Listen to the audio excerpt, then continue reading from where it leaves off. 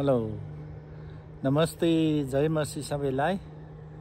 Atowa बटुवा YouTube च्यानललाई चाहिँ माया गरिदिनु भएको छ, त्यसको लागि धेरै धेरै धन्यवाद। अनि आजको हाम्रो घुमाइको ब्लगमा सबैलाई स्वागत छ। यो चाहिँ मेरो सब्सक्राइबर अलिकति कम्ती भएको कारणले बढ्छ कि भन्ने एउटा आशाले चाहिँ यहाँ बाबुलाई खिचिरहेको छु। उहाँ चाहिँ इन्टरनेसनल बाउ, कुन कुन देशको बाउ? सबै देशको, देश जति सबै नै सबैले बाउ भन्छन् हैन। अब अब मेरो चाहिँ यहाँ बाजे ससुरा पर्दो रहेछ, तर बाउ पर्यो। यो के साइन हो यस्तो? महाबाउ महाबाउ संसारकै बाउ पर्यो। संसारकै बाउ।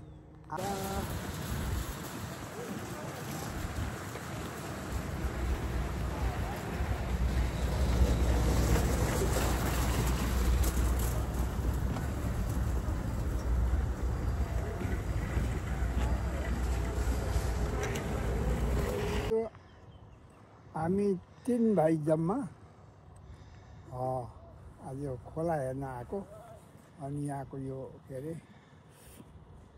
सिम साग हेऱ्यौँ, भर्खर टुसा आउँदैछ। अब 15 दिनमा चाहिँ हुने रहेछ। आज चाहिँ हेरिराखेर अब यो खोला यसो घुमेर घरतिर फर्किनेछौँ। तपाईँको खाना त्यति यहाँभन्दा अरूको के भन्नु? आमाको कुरा गर्नु। आमाहरू त अनगिन्ती भयो नि त। संसारकै बाउ भएपछि त अब आमाको त गन्ती आयो। त्यसो पो भन्नुहुन्छ तपाईँ। यो चाहिँ अटोवा खोला हो, अटोवा रिभर। अहिले चाहिँ अटोवा रिभर चाहिँ बढेको छ।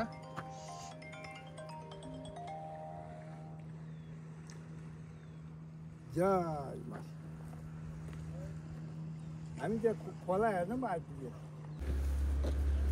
यो झार चाहिँ विषालु हुन्छ अरे। यो सेतो सेतो फुल्दो रहेछ, पोइजन हुन्छ भनेर लेखेको छ।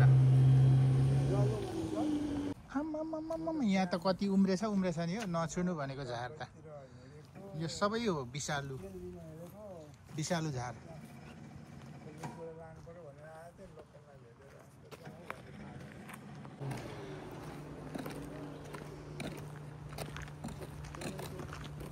सिमसाग नि त्यो खोल्साले बगेको यतातिर पनि पलाउनु थाल्यो।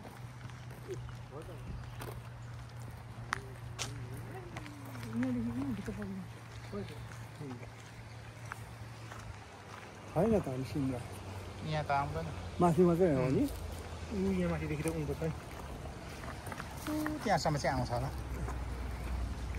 यो पानीको छेउछेउ माथि गयो भने सिमसाग जति पाउँछ।